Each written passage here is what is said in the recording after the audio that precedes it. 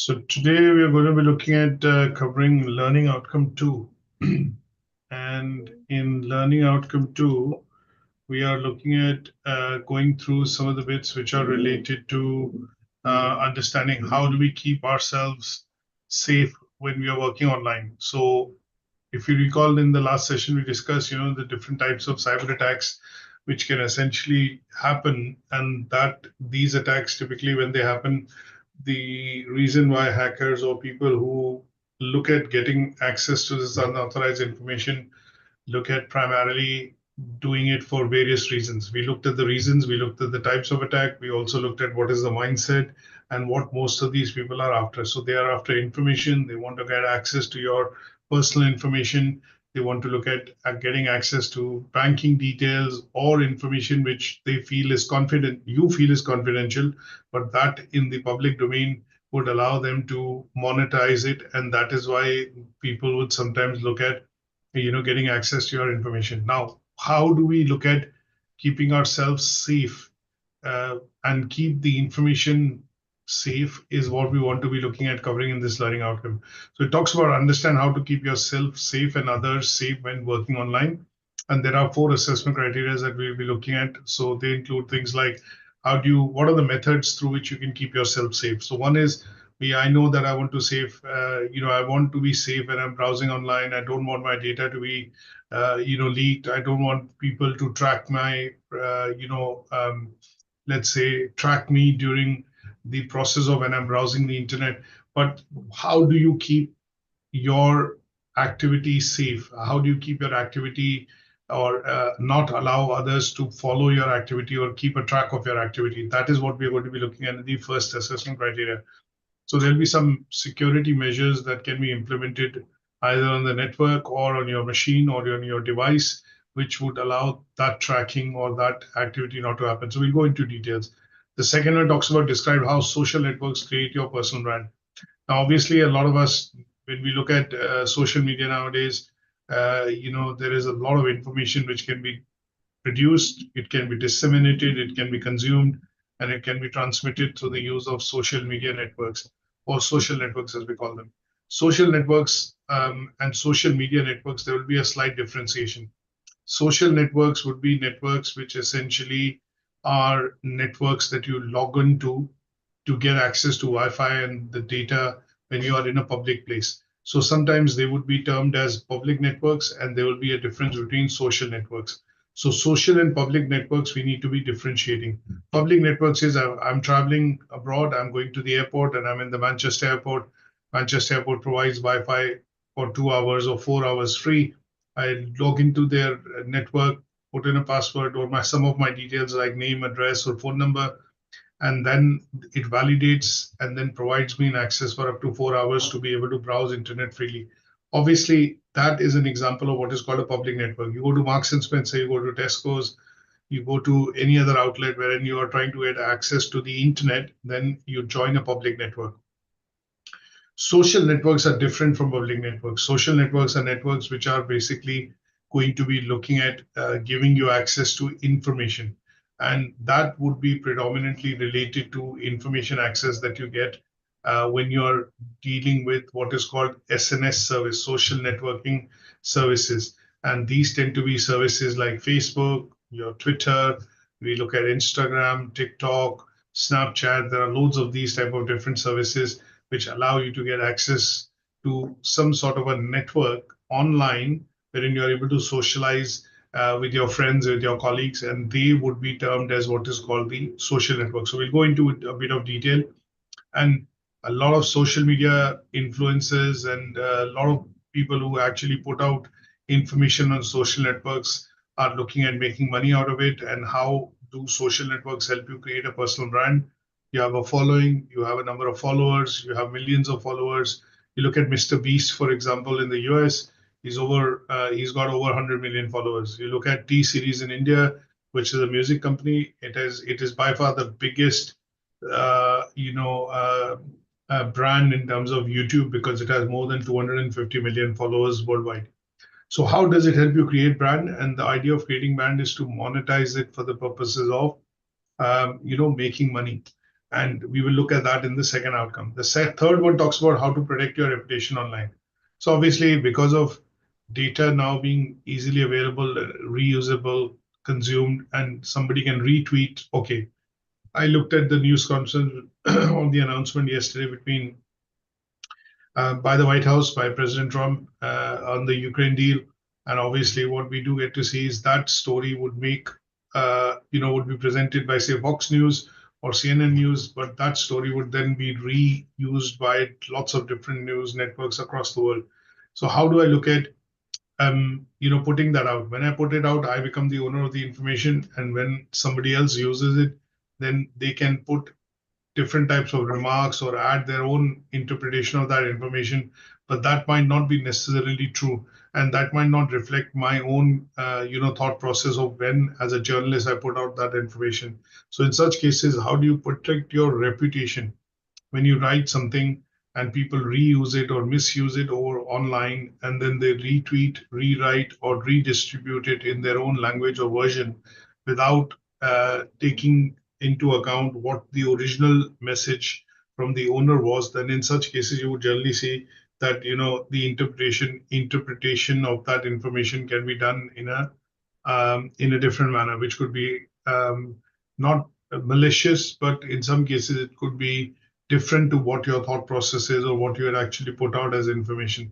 So in such cases, you would need to look at how do you put some of this information out on the internet, but you also want your reputation as a network, as a news network, to be preserved. So things like, if some sort of information is put out, what will also happen is sometimes the news network would deny and obviously say that this is something which is not something we subscribe to. And in such cases, it is doing what is called damage control. And that is where they are looking at protecting their reputation. So we look at that as an assessment criteria in 2.3. And the last one talks about explaining methods of keeping safe when working online. Yeah, sorry. Any questions? I wanted to ask you, like, whether if voice cloning is part of the reputation protection, like it's a part of like it should be used in reputation protection, or should it be taken in regards, or no, or is it a different thing? What is that? Sorry, what is the word that you used? Image cloning. I mean, voice cloning, yeah. Voice cloning.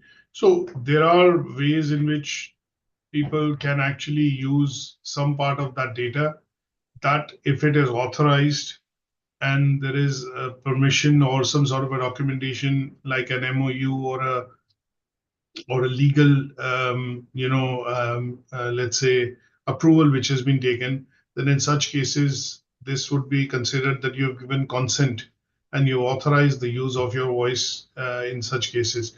But obviously, if it's done without your use, without your consent, then in such cases, this would be seen as what is called, unauthorized use of your voice. So that would be slightly different from protecting or having some sort of an effect on your reputation online, because we will need to put it into that context. A lot of softwares are now available which typically allow you to clone your voice. And obviously, in such cases, if you look at, for example, 2 days back, the music service Spotify was in the limelight because they have put out a report saying that they paid out 7.7 billion pounds in terms of royalty to a number of brands, franchise, and obviously musicians. Now, songwriters and things like that.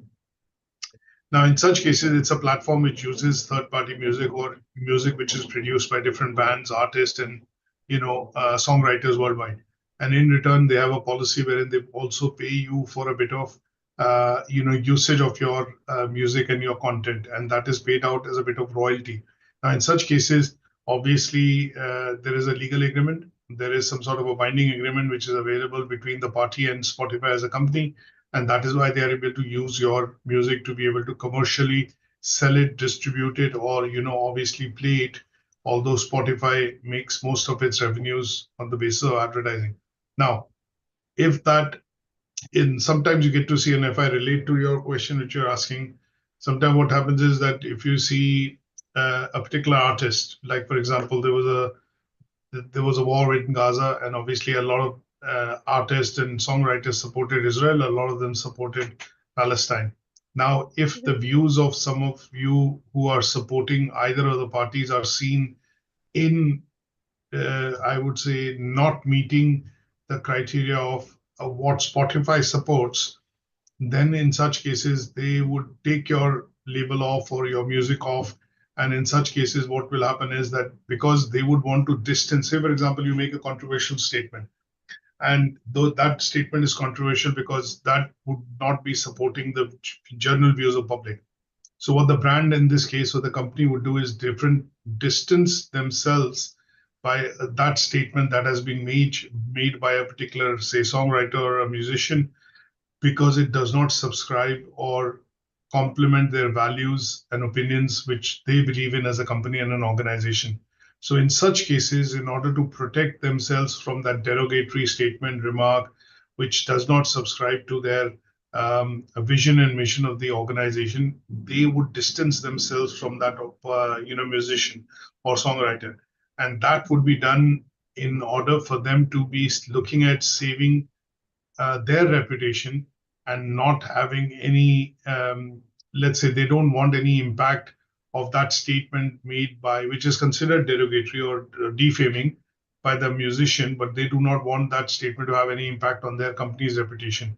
So if they distance themselves, break the contract or terminate the contract because it is falling within the guidelines, but the artist has forgotten that this is a legal, part of the contract, and they've done something which is not expected of them to do, then in such cases, to protect their reputation, to protect damage against, their reputation, the company might decide to, terminate the contract. And in such cases, you would generally see that the company would take that step because it is looking at protecting its reputation online. Now, because Spotify is an online business and obviously they are a music streaming service, they have millions and I don't know in terms of how many subscribers, but definitely millions and millions of subscribers, hundreds of millions of subscribers. They would not want that to become a point of debate, the war between Israel and Gaza. And obviously, if people start taking stance that Spotify supports it or doesn't support it, then it could lead to a lot of exodus happening of the subscribers because they say, oh no, this company does not support this, or this company is against Israel or is against Palestine. And in such cases, you would generally see this particular question panning out of how the company would look at saving its online reputation. Is that okay? Just as an Yeah, example. yeah, And I then see. obviously, last one, we will look at explaining how methods, what are the methods that we can employ essentially when we do talk about, saving or keeping our reputation online safe. So those are the methods that we are going to discuss in this particular learning outcome as we go forward. So let's look at a couple of slides that I've got with regards to obviously how we will go about, doing and discussing some of these. Now, when we look at the indicative content given in the unit spec, it talks about keeping safe online, which is basically there are some options given. Sometimes what we do is we switch our profile to a private mode. That means you can use Google browser or Safari or Firefox or Internet Explorer, whichever browser edge. And what you could do is you could, if you want to browse anonymously, you can actually use the incognito mode or the hidden mode or the private mode, whichever way you call it. And that does not allow certain sites and networks to track your activity. Obviously, using a strong password, there are some bits given which will go into a bit of detail. Then we do look at personal brand, and obviously we look at considerations of how you would protect yourself online when you're entering certain sites. And then protection of reputation online can be done in a number of ways, and those are to be covered. And then we will look at finally the methods of how we can look at keeping ourselves safe when we are working online. Now, there is a video which you can see, which is a very good video on Vimeo, and I put the link here. It talks about keeping safe on the internet. This particular video gives you a general overview of most of the assessment criteria in a 3-minute or a 4-minute long video. And if you watch this video, this will give you a very clear idea in terms of what are the key practical things that can be done primarily to keep yourself safe on the internet. Now, when we go into some of the details, let's look at the first part, which talks about, how do we look at keeping ourselves safe when we talk about browsing social networks. Now, one of the things that we need to look at is when you are using a social network like Facebook, Twitter, you have Telegram, you have WhatsApp, you have lots and lots of other types of networks like TikTok and Instagram, Pinterest, and things like that. Now, these are all networks wherein you have hundreds and millions of users which are logged online. Now, one of the research which was carried out by Statistica, which is a research agency, it said that there are 50 million users of Facebook in the UK, some 30 million Instagram users, and some 16 million Twitter users. Obviously, this data is slightly old, but round about those figures is the number of subscribers or users of these networks in the UK. Now, when you use this network, what happens is you're on a public IP or you're on a public internet protocol, and here you have the people who are looking at getting access to information like spammers, hackers, they would try and access your personal information from these networks because some of the information put out on these networks is in the open format. That means when I put my photographs on Facebook, people can see a lot of my different photographs of holidays, my family members, and you're actually putting out this information under consent. That means you're allowing this data to be published on these social networks. Now, when you try and access this information, obviously you can make it private. You can only allow this information to be seen by your friends or your connections, and that would limit how this information can fall into the wrong hands. But when you look at making these changes and these settings, these are primarily done in what is called your privacy settings of the network. But when you do become a part and parcel of this particular network, for example, Facebook, there are certain terms and conditions that you agree to, which would mean that there are people which can send you a request to become a friend. When they become your friend and are a part of your network, then in such cases, they have access to the information which is being displayed on the network, which could be photographs, it could be a profile, it could be information that you've written about yourself, your hobbies, the things that you like, or, for example, any participation in polls, surveys that you would have done, which have been conducted using that platform, for example, Facebook. Then in such cases, all that information would be going through in your feed. And when we look at the feed, if somebody's connected to you or indirectly connected to you, they are able to see your feed and obviously able to see and grasp all that information. Now, if you were to look at curtailing this in terms of who has access to this information, then you would make these changes in the privacy settings of your account. And these changes that you make essentially would be done because you do not want this information to fall into the hands of people who are not connected to you directly. For example, if I was connected with Shaima and in my privacy settings on Facebook account, I have said that my connections can see my photograph, can read my profile, can post on my timeline or on my feed, and are able to participate or leave comments on the, say, for example, the data that I put out. Now, if these settings are by default enabled, then what will happen is people who are in your connection, immediate connections, directly connected to you, would be able to do that. But there could be one other setting that you could do is connections of connections cannot see your information. That means if I'm connected to Shaima, but I'm not connected to Gartha, but Gartha would not be able to see my information because Gartha is only connected to Shaima, but not connected to me directly. So those changes that you do in terms of setting changes would allow you essentially to be able to, get hold of this Check information. myself. Yeah. And yeah, any questions? No. No. Okay, so then in such cases, what will happen is you would want this information to be shared with selective group of friends or members online, and that would mean you are restricting the flow of information which people can access on your account even when they log in because they're part of the same network, Facebook, that you are, and somebody else is also a part of the same platform. And because of they're on the same platform, they're able to browse certain aspects of your profile or of your account.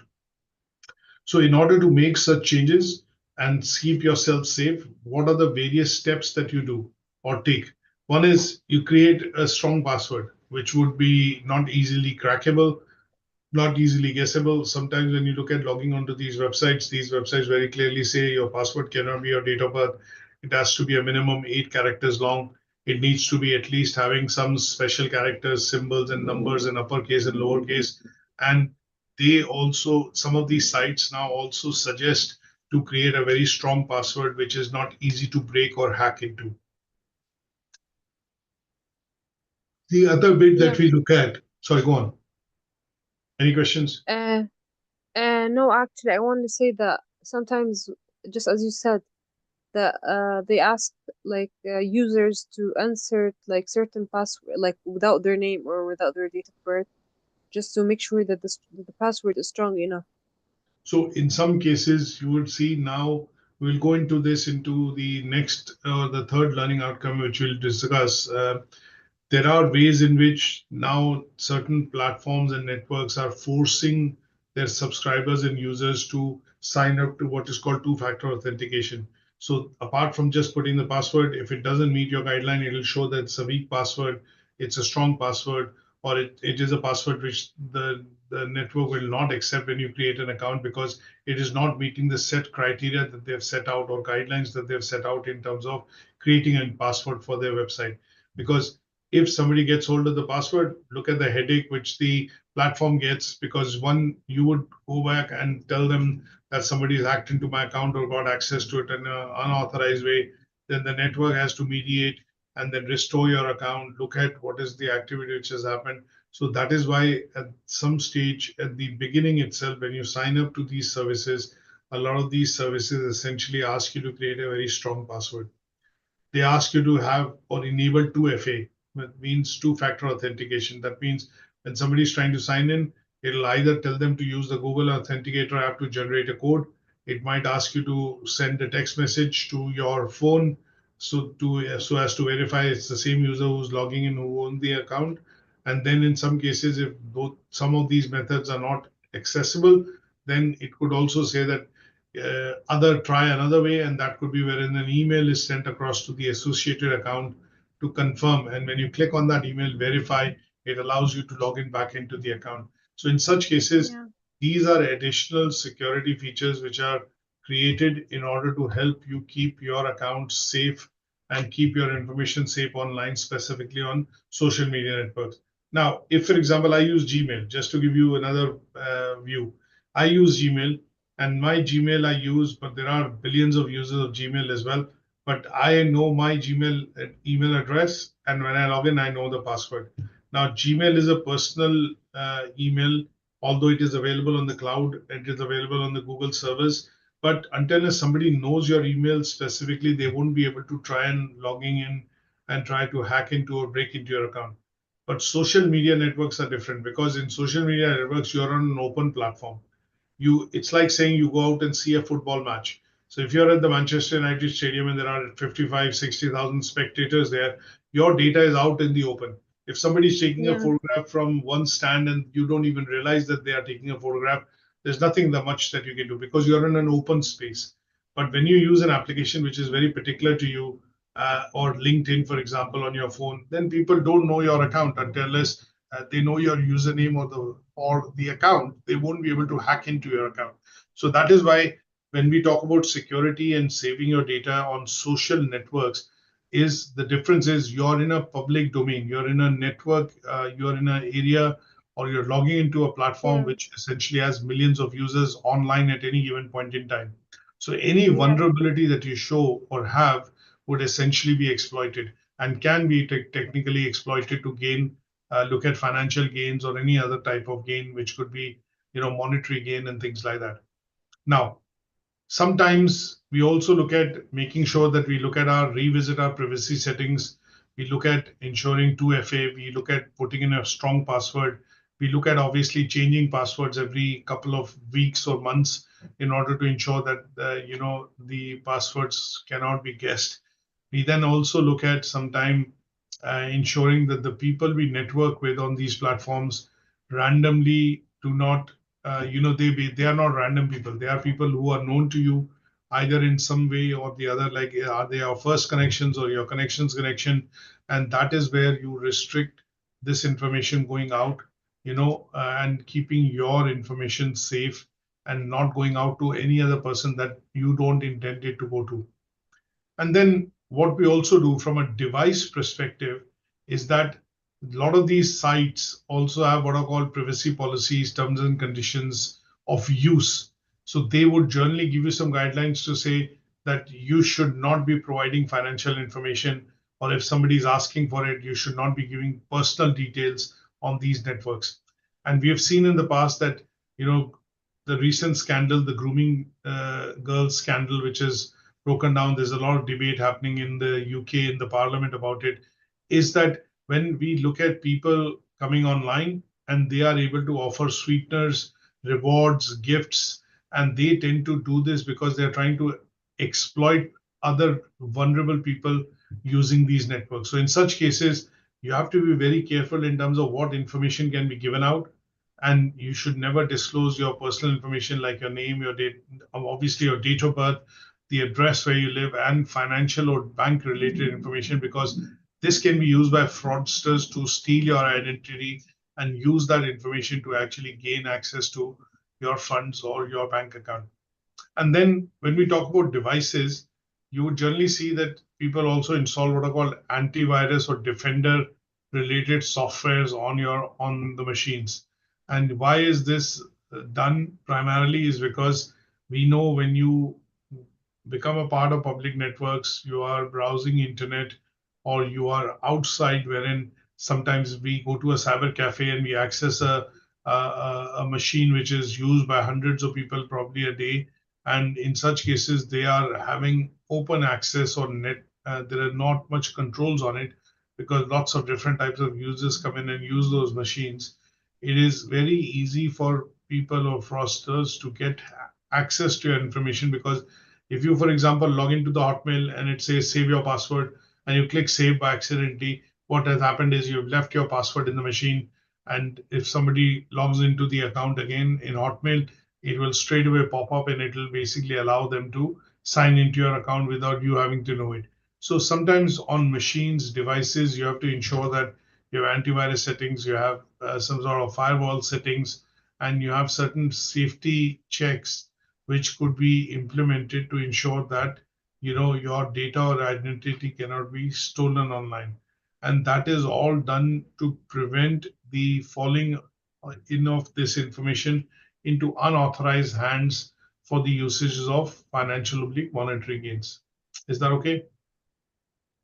Would you please repeat the last thing about um like if you go to a cafe and you use like the same Wi-Fi as many people do, how will they be able to access your information? Like I don't So get that.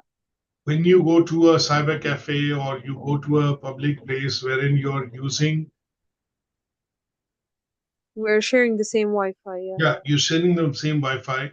And in when you look at open networks, in open networks, there are no firewalls or specific protocols being applied primarily to, and these protocols we'll have to go into detail. But generally saying, when you log into a Wi-Fi network, if the Wi-Fi network is not password protected, that means it's open to a number of users. Depending on the Yeah. capacity of the router and the capacity of the network, it might allow hundreds, maybe tens or hundreds or thousands of users. Now, when the users are online, they can actually use certain softwares to be able to track your activity and gain access to your device, because you are on a network wherein the firewall is not implemented, or a network wherein certain protocols in terms of security protocols are not implemented, like for example encryption, or in some cases it will debar some of the users to going onto certain websites because of the policies which have been published on the network. Now, how would users get access to the information? They are able to see and discover other devices on the network. So if I'm on a particular network and I have a software like Wi-Fi detector, I can use that software to be able to see how many people are on the network. Now, when I see them on the network, I can choose a particular device and I can see whether the device is locked, whether the device is open, whether the device has any vulnerabilities in terms of any gaps or holes which I can use to get into their device to get hold of that information.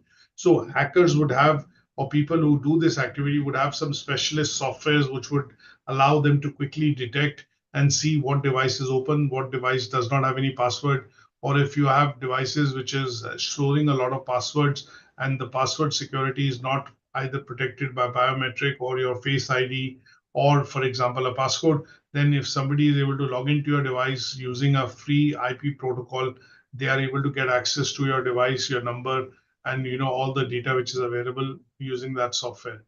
So that is Yeah. where what I mean is that when you are on open networks or when you are in places wherein there is no password security, which is a basic level security, then in such cases, what can happen is that people using specialized softwares can actually log into your device without remotely, without you even knowing it, and steal data from your device. Is that okay? Yeah. Okay, the next one is describe how social networks create your personal brand. Now, a lot of us use Twitter, Facebook, go to LinkedIn, and some of the other networks is because we want to create a profile. We want to have a profile online, and that would be a profile online which actually explains, publicizes the achievements or accomplishments that you've done as a person. Now, when we do talk about your personal brand, there is a person called William Aruda, who's a personal branding guru. He's considered a very famous person because he works with a lot of people to be able to create a personal brand for themselves using social media. And he has authored a book called Ditch, Dare or Do. This particular book, DDD, Ditch, Dare or Do, is talking about how the personal, brand can be created using social media and the use of social media. Now, over the years, what we've seen is that we've seen a lot of people who have become millionaires, or they've become multimillionaires because they've been exploiting the use of social media to put out information. Now, in Yeah. general, the public also has a lot of curiosity about, say, famous people, celebrities, and things like that. Now, if I follow Gordon Ramsay, for example, I like food, I'm a foodie, and I like the food he makes, and I follow him on Twitter and follow him on some of the other channels. Obviously, if he puts out a bit of information, I go ahead, and if I like it, I would, if it talks to me, it basically um, gives me good vibes, then I'll go and like that particular information or the tweet he's put out.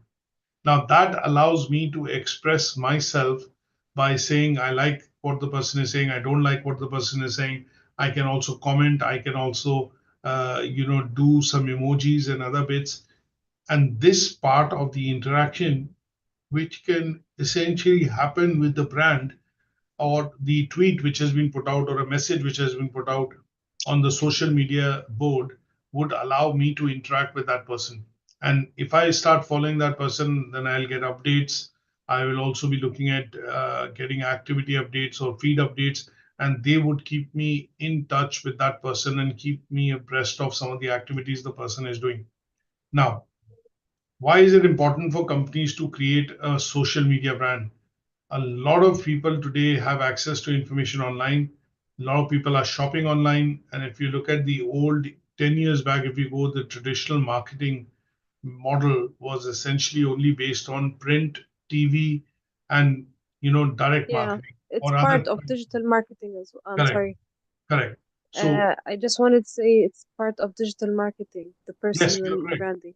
Yes. Yeah. So in now, what the companies are realizing is that there are so many of these social media platforms, and they have their own customers which are using these platforms. So what they want to do is they want to ensure that they have a presence, they are able to interact, they are able to convince, guide, and speak to them using these platforms. And that is why it has become quite important to create some sort of an online brand by the use of some of these social media channels.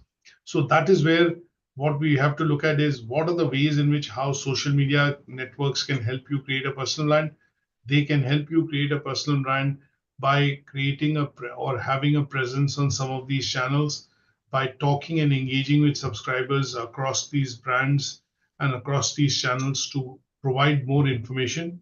And last but not the least, their main way of promoting their goods and services, which can be done through social media channels as against the traditional advertising channels. Now, what are the differences and what are the advantages? Social media is always on 24/7, right?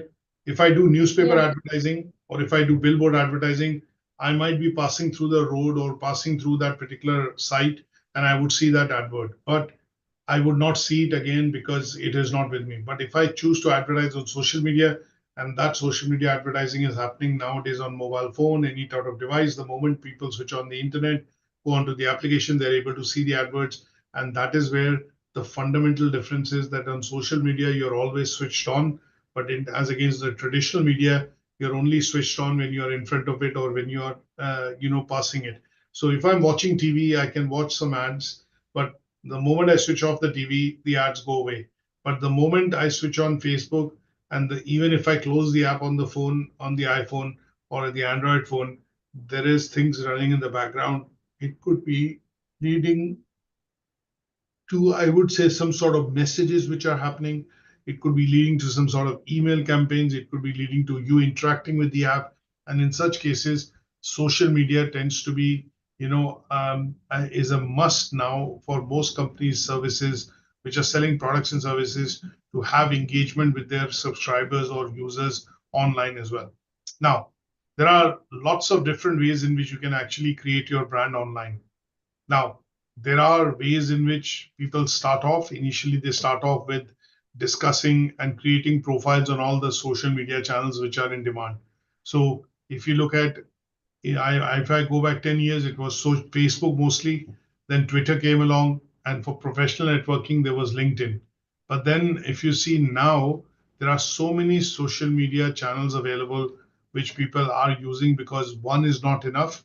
And being on any one of them also does not guarantee that you will get the audience or you'll get that particular attention that is required. So people have started to go on to Instagram, Snapchat, Pinterest.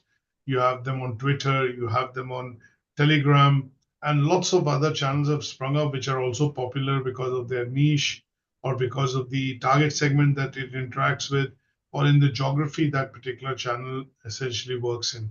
So in such cases, on this slide, what I've done is I've done a bit of a recap to ensure that you understand when we look at online branding, what all areas does that online branding part of it cover, and what works for you is what you need to kind of look at shortlisting.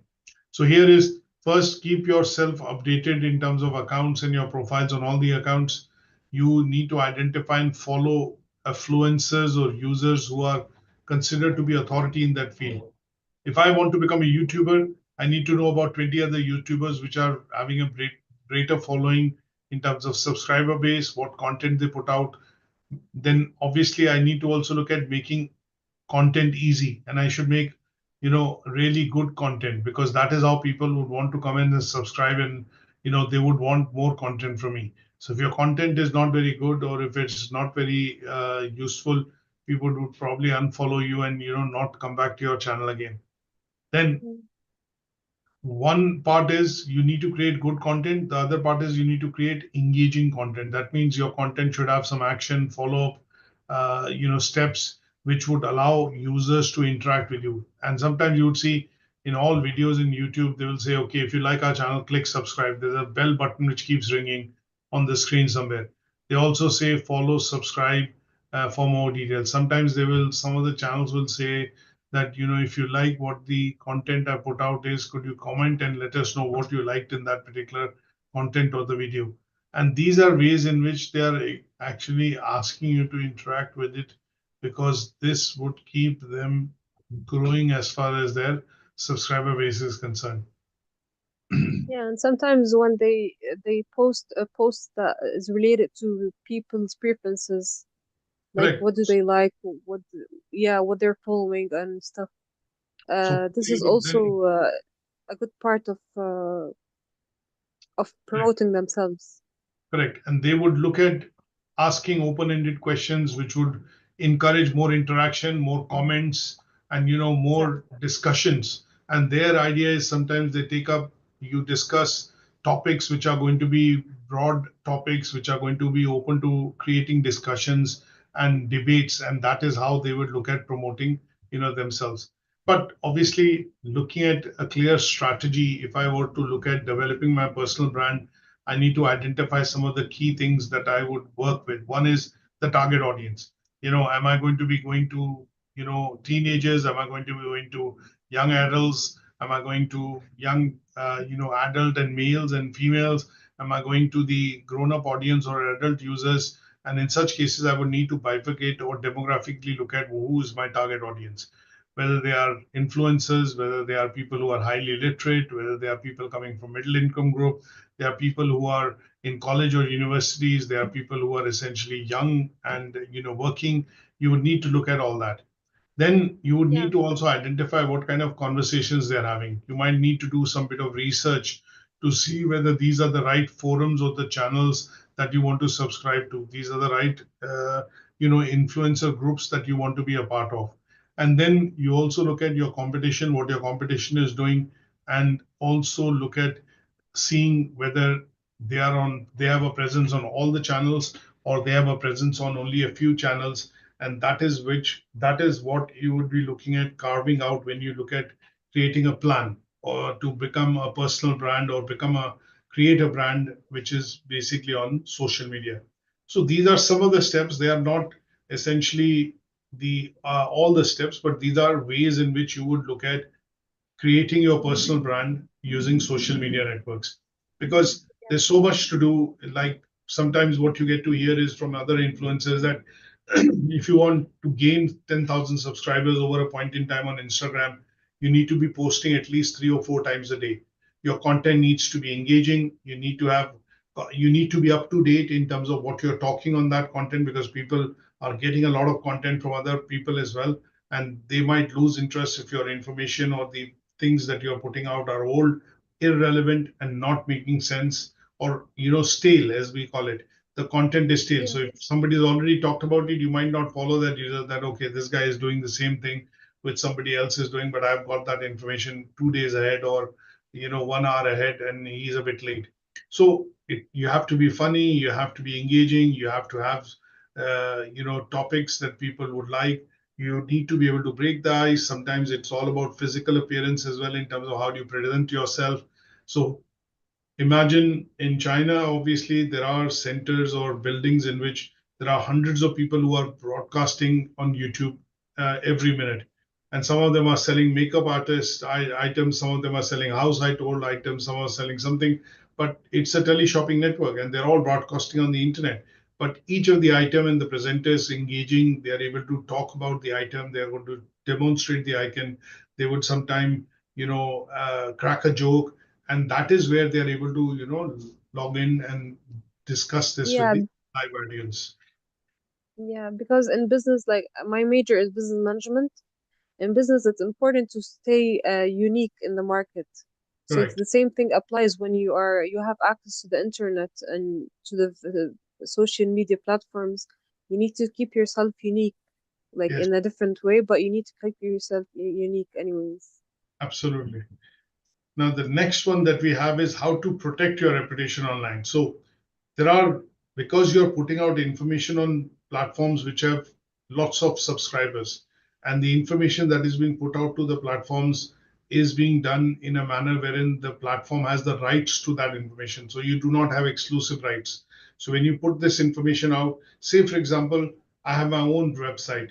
Now that website is controlled by me. What I publish on that website is my own doing, and that moderation I changes that I can do is only with me, because it is a personal website and I'm in control.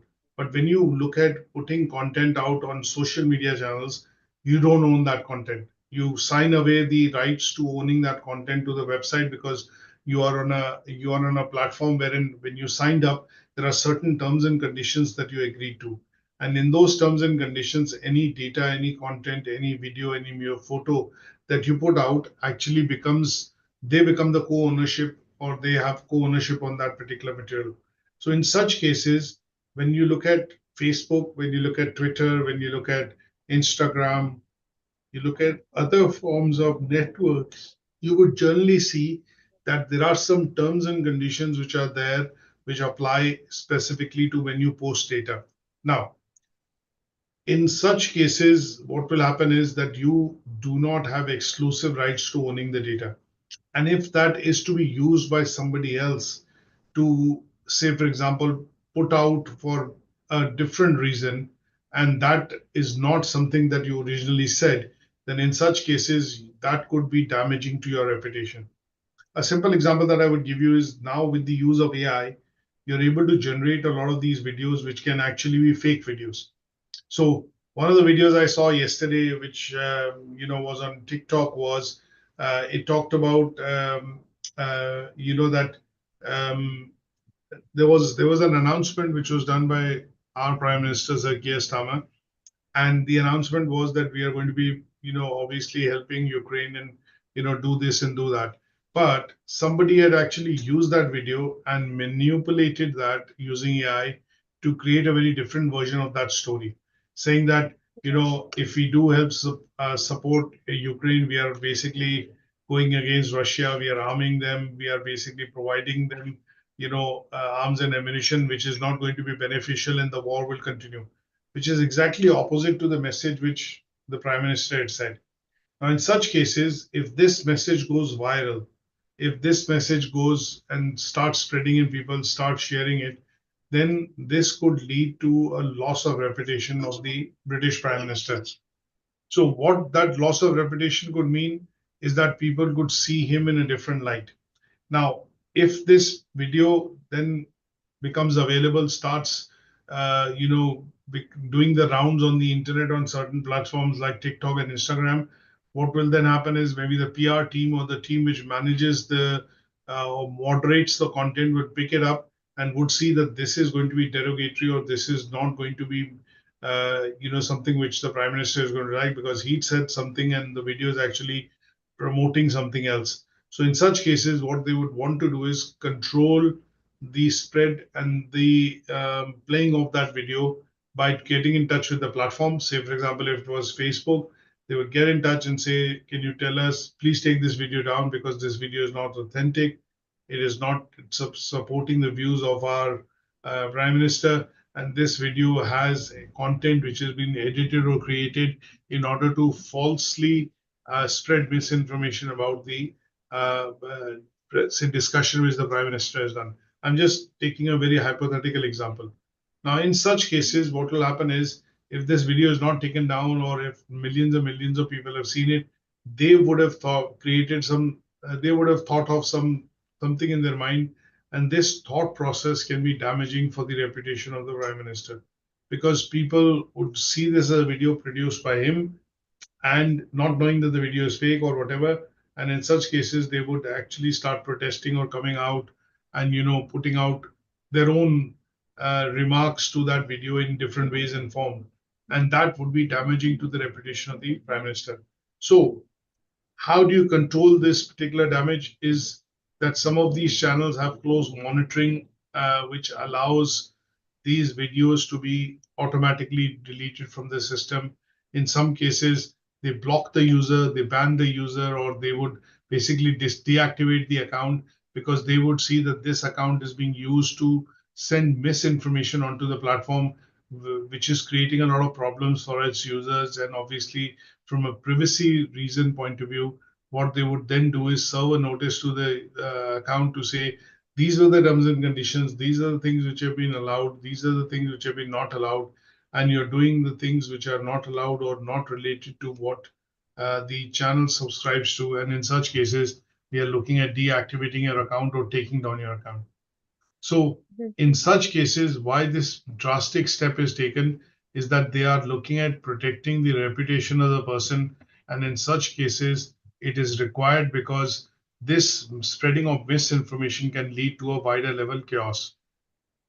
Now, another example that you can look at is, which is something which is practical, that sometimes you put out photos on Facebook, and if those photos are kept private, but over a point in time, maybe you forget to change the privacy setting, or if people get access to those photos because you've enabled your friends and your friends' friends to be able to see those photos, you might feel quite embarrassed because these photos were meant to be private, but these photos have become now public because you have forgotten to switch off a particular setting on the album, which when it was uploaded.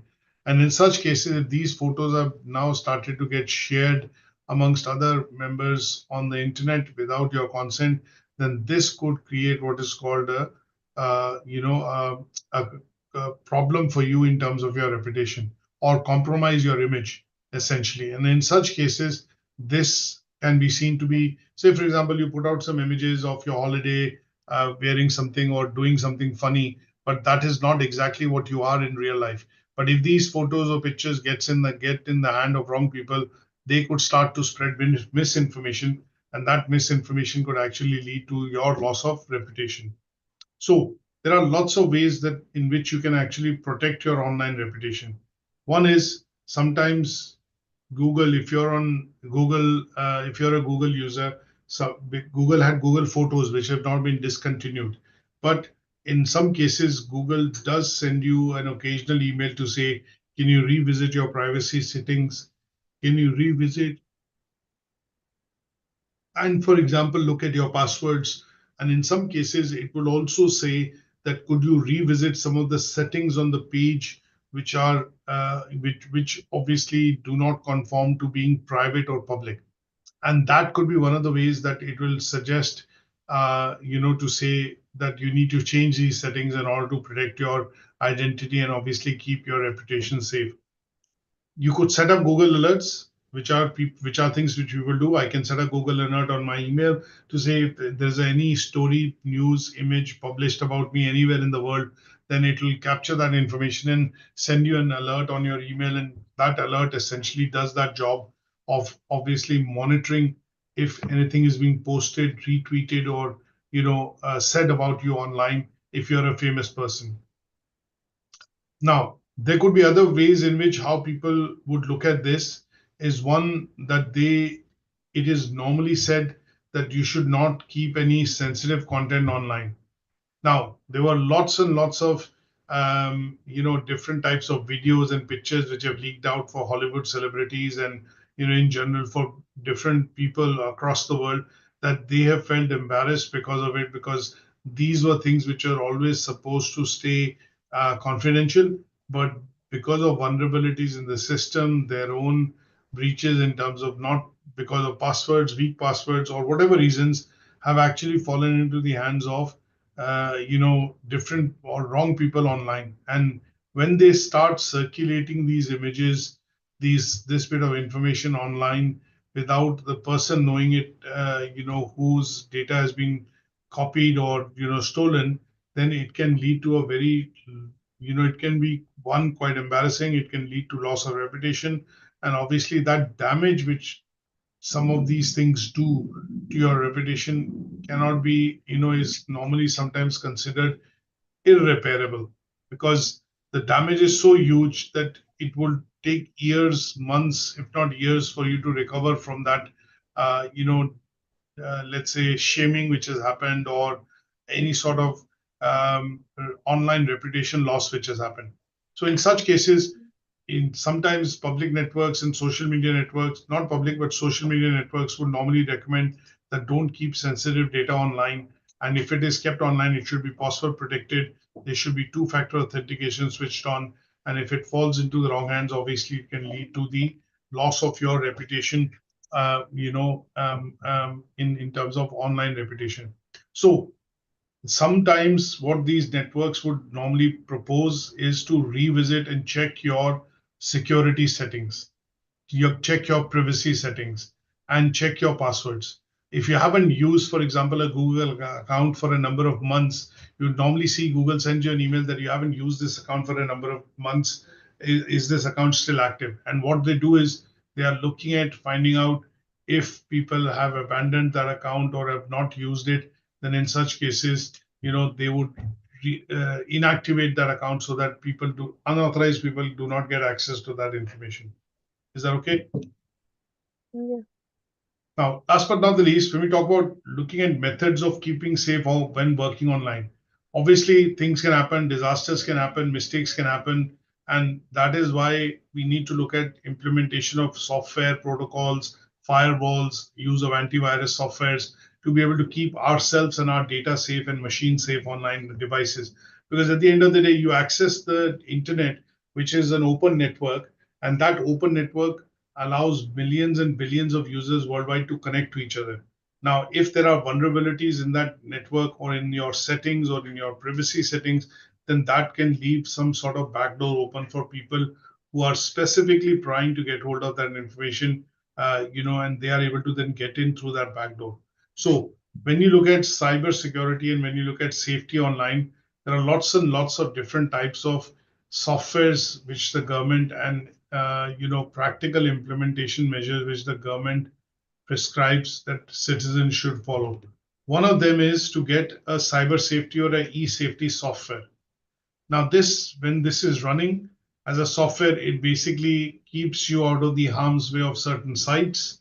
Certain sites, when you log on to or trying to log on to, would say that this site is not safe. So, go away from this site or do not go into this particular site. And in those cases, these sites could be sites which are sites for, say, for example, I would want to implement certain types of software which do not allow my young children to access certain content online. Say, for example, one of the things which is a problem in most countries is children, and especially in teenagers, is they get access to online content like porn. And in such cases, parents would want to keep their children away from that content. So obviously, implementation of firewall, implementation of restrictions to not being able to access sites, which is following the system, the age rating system, like they should only be able to browse children-friendly websites. They should only be able to access content which is made for 12 years or younger. If there are children which are 15 years, then it will be you can do these settings using this software called e-safety software or cyber safety software, wherein you can define certain settings, and that would allow only those internet and sites to be opened, online when children, in particular in a household, would get access to the internet. They can be done in the office working environment as well. A lot of offices on the IP, on the routers, block the IP for Facebook, Twitter, social media, because they can see that a lot of employees actually spend a lot of time on social media, and that leads to loss of productivity and timing in the office. So in such cases, they disable these sites, on the routers itself by disabling or blocking the internet IP addresses of those particular sites. Now, there are lots and lots of ways in which we can discuss this, and this can be then, depending on the situation, the time, and the climate, and the requirement in which it is being implemented. There are lots of things which can be done at home, at work, in public networks, in public places, and obviously in general by certain social media platforms. Now, what are the easy ways to keep your data safe online? Now, the easy ways is that most websites, bank websites, and most of the websites which you log into, and in terms of public networks, they say do not share your personal information, right? Which is, what is personal information? Obviously, you will tell your name. In some cases, certain sites also say don't use your real name to create a username or an account. Use aliases or fake names to be able to, Mm. create Interact. information online. Yeah. Now, they also say double check and verify links, because sometimes if you go onto websites and don't have encryption or a lock signal next to it, which is to say a secure certificate like SSL implemented on the site, then they say that these sites are not safe. Information or browsers which are able to get access to information on these sites are not safe. So they say that you should not visit such websites which is not secured or not having the SSL security certificate installed on it.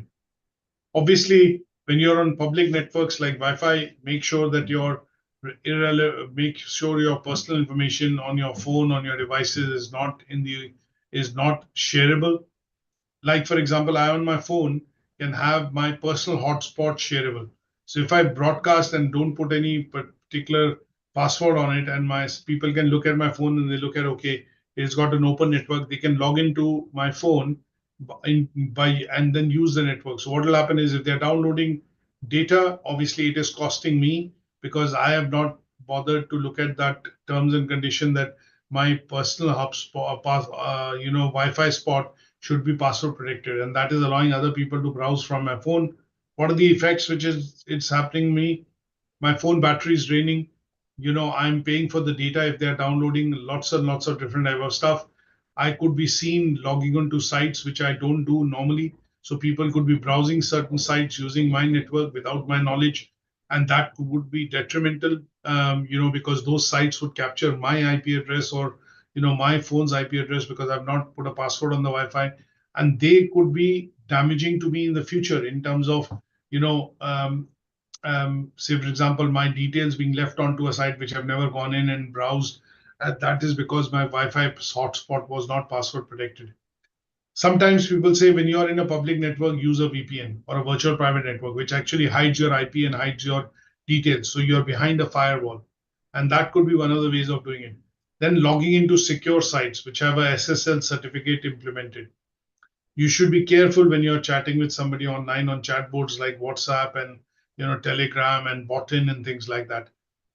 You should also now Bluetooth and Wi-Fi, routers can be prone to hacking. It is easy enough to hack a Bluetooth protocol or Wi-Fi network, because hackers sometimes have what I call specialist devices and softwares. And in such cases, it is very easy for them to hack or get access to your device by cracking into your Bluetooth or Wi-Fi, bandwidths. And obviously, in such cases, sometimes people suggest that if you are not using your Wi-Fi or Bluetooth, just switch it off, which allows nobody to discover your device. Now, if your device is not online, your device is going to be safe. Your information is going to be safe. The moment you go online, you're on a network, then vulnerabilities and these kind of things can actually be discovered or used. Use of antivirus softwares. You have now antivirus for Android. Obviously, Apple's system is a closed system, so we have not heard of any viruses on the iOS, and simply also on the Android, because the providers itself keep scanning for applications or the extension of the applications to see if they can allow any execution of viruses or script onto your device. So that sometimes can be eradicated by the use of what is called antivirus softwares. Obviously, keep your password secure and obviously back up your data regularly. Those are other ways in which you can keep yourself online and your data online safe. Now, if you do not generally do these things and you have certain things enabled on your device, that will generally give you an added level of security as far as your information is concerned. So things like a strong password, things like two-factor authentication, things like an OTP or a one-time password when you try and log into a site, an OTP is generated, which then goes back to your mobile number to say that, okay, this is something which the user is doing. And if I don't have that mobile, obviously I will not be able to verify. So in such cases, it is best to use and go on to these sites which have the secure certificate or language encryption, essentially, which is called the padlock. And if you have these websites, then they have certain protocols or firewalls already implemented, which would mean that when you browse, the website is able to capture some information, but that information is kept to a minimal, and that website also goes through rigorous checks to ensure that its features and its security features are top of the line, which means data or hacking on those sites cannot easily happen. Is that okay? Yeah. Any questions on this so far today? No, actually, it's very clear and interesting. Good stuff. So this helps us now cover learning outcome 2 in a great amount of detail, and that allows us to go to learning outcome 3, which we'll do next week. So we'll have a session on Monday or Tuesday, and we'll have another session on Wednesday or Thursday, and one on Friday, so that we are able to complete this particular unit. Okay. Yeah. I'll make a copy of this recording available just after the session onto the WhatsApp group. Yeah, we have recorded it, yeah? Yes, yes. Yeah, okay. Okay. Actually, I want to ask you a question regarding the assignment. Yes, go ahead. I have went through the book. Mm-hmm. Is it the one that's by Which book is it? I think there are 3 books available for this particular unit online. But depending on the book which I showed you yesterday, which was, I don't remember the name of the author, but it was the first book which you can look at, and that would Yeah, to cover a few chapters with regards to what we are actually looking at reading. So let me yeah, do one thing. So this particular book that we were looking at was called Cybersecurity by Jocelyn Padalin. yeah. That's the one that I have went through. Hmm. Chapter So one in this, only. if you have to look at covering, today's topic that we have discussed, so Yeah, one part of it is basically in chapter 5, which is chapter covering five. social networks, botnets, and how intrusion detection is done, and what could be the ways in which you control, or implement certain protocols which keep the system devices and the network secure. Yeah. So if we look at this particular learning outcome on our side that we've discussed today, you would be probably looking at reading some part of chapters 5 and chapters, 6 Of the same book. of the same book. So if I go up again, sorry, on the index, so chapter 5 covers and chapter 6 covers, some of the content that we have studied today. Social media and how do we look at preventing intrusion or, access to the or deny access to the information, and then how some of the cybersecurity controls are implemented on certain types of devices. So these 2 chapters, 5 and 6, would be related to, will have relation to some of the things that we've discussed in terms of social media Yeah. channels, reputation online, and obviously how do we keep ourselves safe online when we are actually using any sort of devices on the internet. So chapter 5 would cover that. Yeah. Thank you. 5 and 6. Yeah. 5, 6 slightly. 6 is going to be more of how do we look at implementing cybersecurity solutions, which is the next learning outcome that we are going to discuss. But Ah. mostly Okay. chapter 5. Okay. Okay, Okay. no worries. So thank you so much for joining, and I will see you next week. Have a good weekend. And if you have any questions or if you think of any questions, feel free to drop me an email at learnerwork@ukversity, and I will come back to you with more information. Okay. Thank you Right? very much, The Nate. email address that I will just text it to you now on the chat. So if you have any questions or queries that you think of, then you can always ask and send that across to the learner network, learnerwork@ukversity.co.uk. Yeah. Okay. Okay, I have this email. Yeah. that's great. No worries. Thank you.